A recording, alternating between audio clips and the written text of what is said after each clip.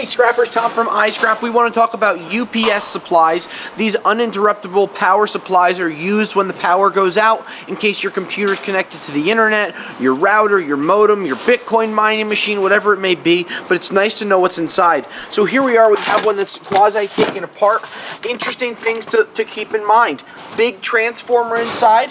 This is a lower yield of copper than other transformers are. You can see that there's a lot more steel around it. So one thing you could do is take it.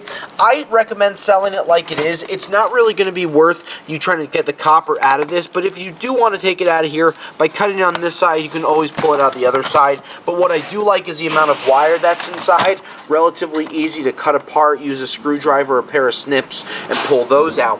One thing that you want to look for, you have your battery. That's what makes the UPS continue to run after the power goes out. Normally you have up to about an hour of battery time, and you want to see these two connectors that are going to be connected. You want to pull them out first thing. This way there's no more juice going from the battery into any of the wires that you're working on. This is a lead acid battery. You can see by the PB there. You can make a couple of extra dollars. It weighs about 8 pounds. Generally it gets lumped together with normal car battery prices.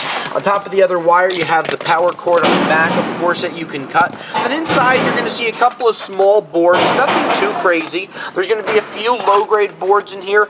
We don't recommend trying to sell these for anything more than a low-grade board. There's going to be a couple of small connectors, but nothing really gold, more going to be copper on there because these aren't really smart boards. These are really just used for basic things.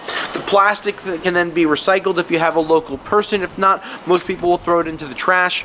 If your scrapyard takes them whole, ask them how they want them. Sometimes they want the battery left in, sometimes they want the battery taken out. It all depends on the scrapyard and their electronic licenses. Any other questions about UPS? Comment below. Until next time, I'll scrap you later.